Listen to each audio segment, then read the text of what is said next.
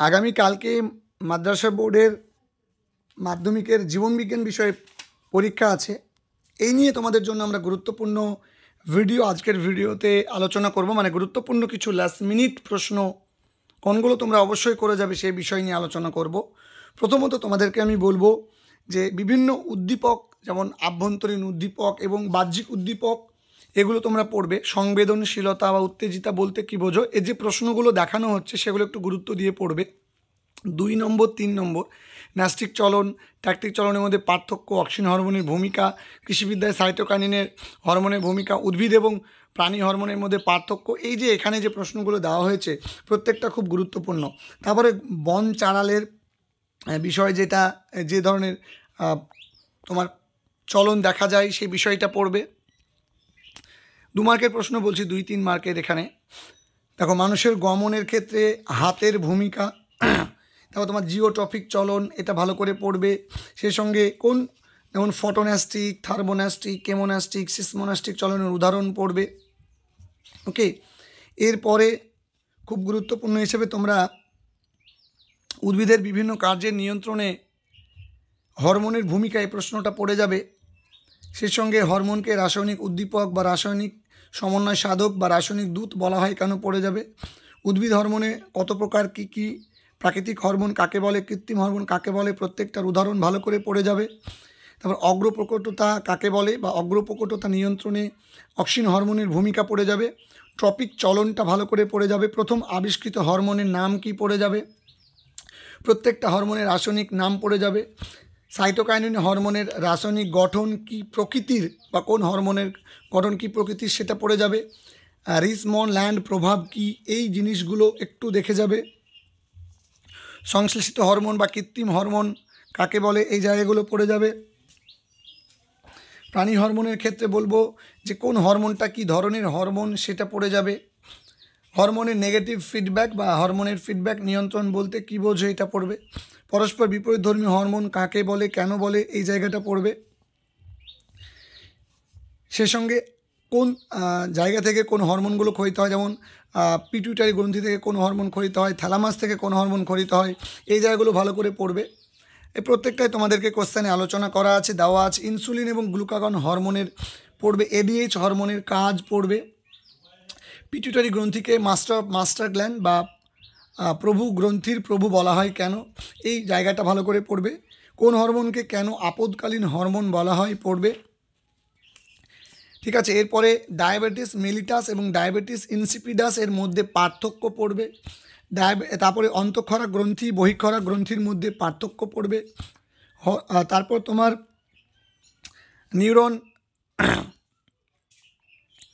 নিউরনের বিষয়ে যেটা তোমাদের আছে, স্নায়ুতন্ত্রের কাজ, মানে নিউরোকোষ বা নিউরন, স্নায়ুকোষ বা নিউরন কাকে বলে, এই জায়গাটা একটু পড়বে। ঠিক আছে, এই সঙ্গে তোমরা ডেনড্রন, ডেনড্রাইট, এদের প্রত্যেকের মোটামুটি একটা কাজ পড়বে। মায়োলিন শীত বা মায়োলিন আবরণ কাকে বলে, র্যানভিয়ারের পর্ব বলতে কী বোঝো, মায়োলিন আবরণীর কাজ কী, র্যানভিয়ারের পর্বের কাজ কী, নিউরনের প্রকারভেদ পড়বে। নিউরোগ্লিয়া কাকে বলে পড়বে। স্নায়ুকোষ, স্নায়ু ও স্নায়ুতন্ত্রের মধ্যে একটা সম্পর্ক পড়বে। তারপরে তোমরা স্নায়ু সন্নিধি বা সাইন্যাপস বলতে কী বোঝো, এই জায়গাটা পড়বে। এবং কোন, যেমন হচ্ছে এএনএসের ফুল ফর্ম, পিএনএসের ফুল ফর্ম, সিএনএসের ফুল ফর্ম, এগুলো একটু পড়ে যাবে। সে সঙ্গে করোটি স্নায়ু কোনগুলো, কোনগুলো সুষুম্না স্নায়ু, খুব ভালো করে পড়ে যাবে। এবং ছকের সাহায্যে যে স্নায়ুতন্ত্রের ভাগটা, এটা একটু ভালো করে দেখে যাবে। এর সঙ্গে আমি তোমাদের বলবো যে থ্যালামাসের কাজ, হাইপোথ্যালামাসের কাজ, এগুলো খুব ভালো করে পড়বে। মধ্য মস্তিষ্ক, লঘু মস্তিষ্ক, গুরু মস্তিষ্ক, এগুলো ভালো করে পড়বে। সুষুম্না কাণ্ড কাকে বলে বা স্নায়ুস্তম্ভ বলতে কী বোঝো, এই যে জায়গাগুলো খুব ভালো করে তোমাকে কিন্তু পড়তে হবে। মেনিনজেস কী, এর কাজ কী, সেরিব্রোস্পাইনাল ফ্লুইড বলতে কী বোঝো, এর কাজ কী, এই জায়গাগুলো একটু ভালো করে পড়বে। সেই সঙ্গে বিভিন্ন রকমের প্রতিবর্তক ক্রিয়া, যেমন জন্মগত প্রতিবর্তক ক্রিয়া, এদের কাজ কাকে বলে, উদাহরণ। অর্জিত প্রতিবর্তক ক্রিয়া কাকে বলে, উদাহরণ, এইগুলো পড়বে। এবং বিভিন্ন প্রকার যে স্নায়ু, মানে প্রতিবর্ত পথ কাকে বলে, এবং এদের যে ভাগগুলো আছে, এই জায়গাগুলো একটু তোমরা পড়বে, খুব ভালো করে এই জায়গাগুলো দেখবে।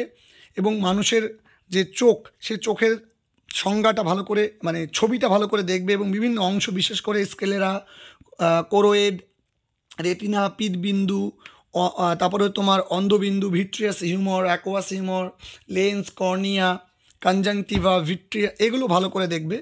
রেটিনার কাজ পড়বে, aqueous humour, vitreous humour, conjunctiva এর কাজ পড়বে, কর্নিয়া, তারপরে কোরোয়েড এর কাজ পড়বে।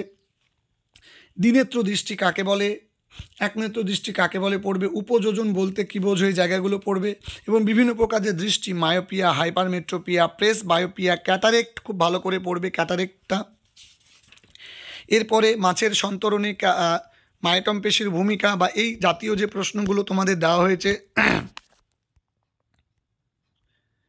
দেখবে তোমাদের এখানে কিন্তু মোটামুটি করে একটা দেওয়া রয়েছে কোশ্চেনে। এই জায়গাগুলো একটু ভালো করে দেখে যাবে। এরপরে আমি বলবো কঙ্কাল পেশির ভূমিকা নিয়ে তোমরা ফ্লেক্সর পেশি, এক্সটেনশন পেশি কাকে বলে, এদের উদাহরণগুলো খুব ভালো করে পড়বে। নিজল দানা কী, তারপরে অ্যাডাক্টর পেশি কী, অ্যাবডাক্টর পেশি কী, এই জায়গাগুলো একটু ভালো করে পড়বে। এরপরে জীবনের প্রবাহমানতার যে মূল প্রশ্নগুলো, যেগুলো না পড়লেই নয়, দেখো আমি একটু তোমাদেরকে উপরে উঠিয়ে দেখিয়ে দিলাম। এখানে তোমাদের জিব্বারেলিন হরমোন এই বিষয়গুলো আলোচনা করাই আছে। আমি যেগুলো বললাম সেগুলো এখানে দেওয়াই আছে। এরপরে তোমাদের বিভিন্ন রকম কোষ বিভাজন আছে, যেমন হচ্ছে ডিএনএর বিভিন্ন রকম বেসগুলো কী কী, পিউরিন, পিরিমিডিনে কী কী থাকে, এই জায়গাগুলো একটু পড়বে। এনোয়ার অঞ্চল বলতে কী বোঝো, এই জায়গাগুলো পড়বে, ঠিক আছে। তারপরে হচ্ছে অটোজোম কাকে বলে, অ্যালোজোম কাকে বলে, বা এদের বাংলা টার্মগুলো পড়বে। তারপর তোমরা পড়বে ক্রোমোজোম, ডিএনএ এবং জিনের মধ্যে আন্তঃসম্পর্কটা পড়বে। সেন্ট্রোমিয়ার কি, এটা পড়বে। তারপরে তোমরা কোষ বিভাজনের ক্ষেত্রে আমি বলবো তোমাদেরকে কোষ বিভাজনে বিভিন্ন অঙ্গাণু, যেমন মাইটোকন্ড্রিয়া, রাইবোজোম, সেন্ট্রোজোমের ভূমিকা পড়তে হবে। কোষ বিভাজনের তাৎপর্যটা ভালো করে দেখতে হবে। অ্যামাইটোসিস কোষ বিভাজন পদ্ধতি পড়তে হবে। মাইটোসিস কোষ বিভাজন পদ্ধতি, মিওসিস কোষ চক্র কাকে বলে, মিওসিস কোষ বিভাজনকে হ্রাস বিভাজন বলে কেন, মাইটোসিসকে সমবিভাজন বা পরোক্ষ বিভাজন বলা হয় কোন কোষ বিভাজনকে, সমবিভাজন কাকে বলা হয়, কেন বলা হয়, কোন কোষ বিভাজনকে বলা হয়, কেন বলা হয়, এগুলো একটু পড়বে। G0 বলতে কী বোঝো, কোষ চক্রর গুরুত্ব কী, ঠিক আছে। তারপরে তোমাদের যে ক্যারিওকাইনোসিস ব্যাপারগুলো আছে, উদ্ভিদ কোষের সাইটোকাইনোসিস সম্পর্কে ভালো করে পড়বে, ঠিক আছে। ফ্র্যাগমোপ্লাস্ট কাকে বলে, উদ্ভিদ কোষ প্রাণী কোষের মধ্যে পার্থক্য পড়বে।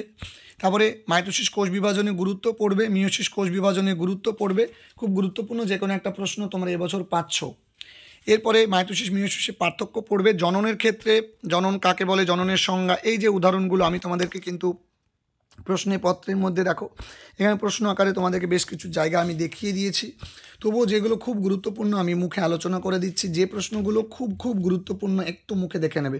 মাইক্রো প্রপাগেশন কাকে বলে, এর পদ্ধতিগুলো কী কী, মাইক্রো প্রপাগেশনের গুরুত্ব কী, জনুক্রম কাকে বলে, এটা ভালো করে পড়বে।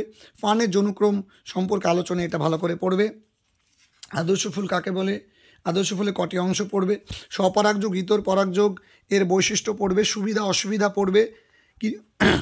তারপরে তোমার বায়ু পরাগী ফুল কোনগুলো, পতঙ্গ পরাগী ফুল কোনগুলো, পক্ষী পরাগী ফুল কোনগুলো এবং এদের যে তোমার বৈশিষ্ট্য, এই জায়গাটা খুব ভালো করে পড়বে। এখান থেকে একটা প্রশ্ন মাদ্রাসা বোর্ডে তোমাদের আসতে চলেছে।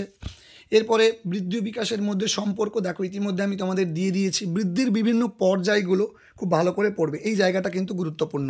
ক্রসিং ওভার কাকে বলে, খুব ভালো করে একদম পাখির চোখ করে পড়ে যাও। এরপরে বংশগতি চ্যাপ্টার থেকে কিছু আচ্ছা, অভিযোজনের চ্যাপ্টার তোমাদের বলে দিই। বংশগতি চ্যাপ্টার থেকে আমি তার আগে তোমাদের এখানেই ইনক্লুড করা আছে। দেখো বংশগতি সংক্রান্ত বিষয়গুলো আমি একটু রাখলাম, তোমরা একটু ছবি তুলে নেবে, মানে স্ক্রিনশট করে নেবে, ব্যাস। এরপর আমি একটু বলে দিই প্রকট গুণ, প্রচ্ছন্ন গুণ কাকে বলে, ফিনোটাইপ জিনোটাইপ বলতে কী বোঝো, ঠিক আছে। একসংকর দ্বিসংকর জনন কাকে বলে, ইমাস্কুলেশন কাকে বলে, মেন্ডেলের সাফল্য লাভের কারণ কি, মেন্ডেল নির্বাচিত মোটর গাছের যে বিপরীতধর্মী বৈশিষ্ট্যগুলো সেগুলো একটু পড়বে। যে ছকটা বইয়ে আছে, কাণ্ডের দৈর্ঘ্য, ফুলের অবস্থান, এই জায়গাগুলো একটু ভালো করে পড়বে। পরীক্ষার জন্য মেন্ডেলি মোটর গাছ কেন নির্বাচন করেছিলেন সেটা পড়বে। তারপরে স্বাধীন বিন্যাসের সূত্র, পৃথকী ভবনের সূত্র পড়ে যাবে, যে কোনো একটা এক্সামে তোমাদের আসবে এবছর, দেখে নেবে, মিলিয়ে নেবে। অসম্পূর্ণ প্রকটতা কাকে বলে, এর উদাহরণ ভালো করে পড়বে। মানুষের কয়েকটি প্রকট বৈশিষ্ট্য এবং কয়েকটি প্রচ্ছন্ন বৈশিষ্ট্যের উদাহরণ খুব ভালো করে পড়বে। ঠিক আছে, মানুষের লিঙ্গ নির্ধারণ পদ্ধতিটা খুব ভালো করে দেখবে, এবছর পরীক্ষা আসবে। থ্যালাসেমিয়া কাকে মানে রোগটা কাকে বলে, থ্যালাসেমিয়া রোগের লক্ষণ কী, থ্যালাসেমিয়া রোগ কত প্রকার, কোনটা কী কারণের জন্য হয়। ঠিক আছে, তারপরে তোমার একটা বলবো যে এই বর্ণান্ধতার ক্ষেত্রে লাল সংবেদী কোষ কোন মানে কি, ওই জায়গাগুলো পড়বে। ঠিক আছে, বর্ণান্ধতার বিষয়টা পড়বে, মানে তোমার মানে লাল বা সবুজ বর্ণান্ধতা হলে সেটাকে কি বলা হয়, অর্থাৎ প্রোটোনোপিয়া, ডিউটেরোনোপিয়া, ট্রাইটোনোপিয়া, এগুলো একটু ভালো করে পড়বে। হিমোফিলিয়া রোগটা খুব ভালো করে পড়বে। সবচেয়ে গুরুত্ব দিয়ে পড়বে জেনেটিক কাউন্সিল কাকে বলে, জেনেটিক কাউন্সিলিংয়ের ব্যাখ্যা এবং জেনেটিক কাউন্সিলিংয়ের গুরুত্বটা খুব ভালো করে পড়বে, বুঝলে। এরপর আমি চলে গেলাম অভিব্যক্তি অভিযোজনে। তোমরা দেখতে পাচ্ছ কী কী তোমাকে পড়তে হচ্ছে, সংজ্ঞা। তারপরে আমি চলে এলাম বেশ কিছু প্রশ্ন, এখানে অনেক প্রশ্ন আছে। তোমরা একটু আমি ছবিগুলো আমি স্ক্রিনগুলো ওপরে তুলছি, তোমরা একটু স্ক্রিনশট করে নিও। এর বাইরে তো কিছু প্রশ্ন হবে না। আর বুঝতে পারছো সায়েন্সের বিষয়ে কিন্তু এই 4-5টা প্রশ্ন বলে দিয়ে কিন্তু হয় না। এবার আমি তোমাদেরকে গুরুত্ব দিয়ে বলবো যে ল্যামার্ক বাদ বলতে কি বোঝো, এই প্রশ্নটা পড়ে যাবে। অঙ্গের ব্যবহার অব্যবহারের সূত্রটা পড়ে যাবে। অর্জিত বৈশিষ্ট্যের বংশানুসরণ, তারপরে ল্যামার্কের বিপক্ষে উদাহরণ, ল্যামার্কের সপক্ষে উদাহরণ ভালো করে পড়ে যাবে। আন্তঃপ্রজাতি সংগ্রাম, অন্তঃপ্রজাতি সংগ্রাম ভালো করে পড়ে যাবে। প্রকরণ বা ভেদ কাকে বলে, যোগ্যতম উদ্বর্তন বলতে কী বোঝো, প্রাকৃতিক নির্বাচনবাদ কাকে বলে, ডারউইনবাদের দুটি ত্রুটি পড়ে যাবে। নয়া ডারউইনবাদ বলতে কী বোঝো পড়ে যাবে। সে সঙ্গে তোমরা ভালো করে পড়ে যাবে সমবৃত্তি অঙ্গ সমসংস্থ অঙ্গের মধ্যে পার্থক্য, অপসারী বিবর্তন এবং অনুসারী বিবর্তন বা অভিসারী বিবর্তন কাকে বলে, মানে কোন অংশটা মানুষের নিষ্ক্রিয় অঙ্গ কোনটা এবং সেটা কোথায় অবস্থিত, এই বিষয়গুলো একটু দেখে যাবে। সে সঙ্গে তোমাদেরকে বলবো রুই মাছের পটকার তা বিষয়টা পড়ে যাবে। পায়রার বায়ুতলির সংখ্যা কটি, পায়রা বায়ুতলিতে অভিযোজনের গুরুত্ব কী, সুন্দরী গাছের লবণ সহনের জন্য কী কী দেখা যায়। তারপরে মৌমাছির ক্ষেত্রে তোমরা যেটা পড়ে যাবে শিম্পাঞ্জি কীভাবে সমস্যার সমাধান করে। মৌমাছির ক্ষেত্রে তোমরা পড়ে যাবে ওয়াগটেল নৃত্য পড়ে যাবে, আর হচ্ছে চক্রাকার নৃত্য পড়ে যাবে। এই দুটোর মধ্যে যে কোনো একটা প্রশ্ন আমি গ্যারেন্টি দিলাম তোমরা লিখতে পারছো। এবারে পরিবেশ ও তার সম্পদ, এখানে তোমরা প্রশ্ন দেখতেই পাচ্ছ। এর বাইরে আশা করা যায় প্রশ্ন হবে না, তবুও তোমরা একটু দেখে নাও। আমি একটু পেজগুলো উপরে তুলছি, তোমরা স্ক্রিনশট মেরে নিও। আশা করি তোমরা বুঝে গিয়েছো। এরপরে আমি এখান থেকেও গুরুত্বপূর্ণ কিছু তোমাদের প্রশ্ন একটু বলে দিই। নাইট্রিফিকেশন কাকে বলে, ডিনাইট্রিফিকেশন কাকে বলে, অ্যামিনিফিকেশন কাকে বলে, ভালো করে পড়বে। এরপরে তোমরা পড়বে বিভিন্ন রকম দূষক, যেমন হচ্ছে SPM কি, এই জায়গাগুলো পড়বে। তারপরে বায়ু দূষণের ফলাফল কি, এটা পড়বে। অ্যাসিড বৃষ্টি, ইউট্রিফিকেশন, ঠিক আছে। এরপরে তোমরা পড়বে হচ্ছে যেমন তোমাদের পড়বে জনসমষ্টি পপুলেশন কাকে বলে, এই সংজ্ঞাটা পড়বে। তারপরে হাঁপানি রোগের বিষয়টা পড়বে, হাঁপানি রোগের লক্ষণটা পড়বে। এরপরে আমি বলবো যে কার্সিনোজেন কাকে বলে, ভৌত কার্সিনোজেন, রাসায়নিক কার্সিনোজেনের উদাহরণ পড়বে ভালো করে। তারপরে তোমাদেরকে আমি পড়তে বলবো জীব বৈচিত্র্যের ক্ষেত্রে অনেকগুলো বিষয় এখানে আছে, বড় প্রশ্নের জন্য এটা বলবো। তারপরে তোমরা পড়বে হচ্ছে হোয়াটস্পট নির্ধারণের শর্ত পড়বে, ইনসিটু এক্সিটু সংরক্ষণ পড়বে, এবং সবচেয়ে গুরুত্ব দিয়ে যেটা পড়বে সেটা হলো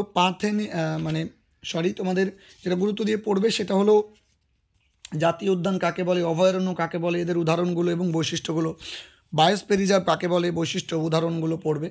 ঠিক আছে, এই জায়গাগুলো কিন্তু পড়ে যেতে হবে। JFM কি, ঠিক আছে। তারপরে হচ্ছে তোমার PBR কি, এদের গুরুত্ব কি, বা জীব সংরক্ষণে এদের ভূমিকা কি, রেড পান্ডা, কুমির, এইগুলো কোথায় পাওয়া যায়, এদের বিষয়গুলো পড়বে। ব্লু বেবি সিনড্রোম বলতে কী বোঝো, ক্রায়ো সংরক্ষণ কাকে বলে, এগুলো পড়তে হবে। জৈব বিবর্ধন কাকে বলে। বড় প্রশ্নগুলো দেখো একটু মিলিয়ে নাও, বড় প্রশ্ন 5 মার্কের কোনগুলো পড়তে হবে। প্রথম চ্যাপ্টার থেকে মোটামুটি 5টা প্রশ্ন বললাম, প্রথম চ্যাপ্টার থেকে 5টা। দ্বিতীয় চ্যাপ্টার থেকে দেখো অভিব্যক্তি এবং অভিযোজন যে চ্যাপ্টারটা থেকে, এই চ্যাপ্টার থেকে আমি যে প্রশ্নগুলো বললাম আশা করি 4 নম্বর প্রশ্নটা বাদ দিয়ে বাকিগুলো মোটামুটি করে পড়ে যাবে, এর বাইরে আশা করি আসবে না। বংশগতি থেকে দেখো আমি 4টে প্রশ্ন বলে দিয়েছি, 4টে প্রশ্ন ভালো করে পড়ে যাবে। পরিবেশের সংরক্ষণ থেকে দেখো লাস্ট চ্যাপ্টার থেকে আমি কয়েকটা প্রশ্ন তোমাদের বলে দিলাম, ঠিক আছে? দেখো ভালো করে পড়ে যাবে। আমি মুখে মুখে কিছু প্রশ্ন, গুরুত্বপূর্ণ প্রশ্ন বলে দিয়েছি। ছবির ক্ষেত্রে তোমরা অবশ্যই খুব ভালো করে প্রথম চয়েস করে যাবে মানব চক্ষু বা অক্ষিগোলকের লম্বচ্ছেদ, এবং এই যে অংশগুলো 4টে অংশ বলে দিয়েছি, এর বাইরে অন্য অংশগুলো আমি মুখে মুখে আলোচনা করে দিলাম। দ্বিতীয় চয়েস হিসেবে তোমরা পড়বে নিউরনের ছবি এবং তার বিভিন্ন অংশ চিহ্নিতকরণ এবং সপুষ্পক উদ্ভিদের নিষেক প্রক্রিয়া, এই 3টে ছবি কিন্তু তোমরা করে যাবে, কারণ এই ছবির ব্যাপারে কিন্তু একটু এলোমেলো তোমাদের এবছর হতে পারে। তাহলে তোমাদের পরীক্ষা খুব ভালো হোক। আজ থেকে সারাদিনে যতটা সময় পাবে এগুলো একটু পড়ে প্রিপারেশন নিয়ে রাখো। আগামী দিনেও তোমরা আস্তে আস্তে বের হবে, অন্য দিনের মতো 100% তোমরা কমন পেয়েই বের হবে। দেখা হবে তোমাদের সঙ্গে পরবর্তী ভিডিওতে। প্রত্যেকে ভালো থেকো, সুস্থ থেকো, সুন্দর থেকো।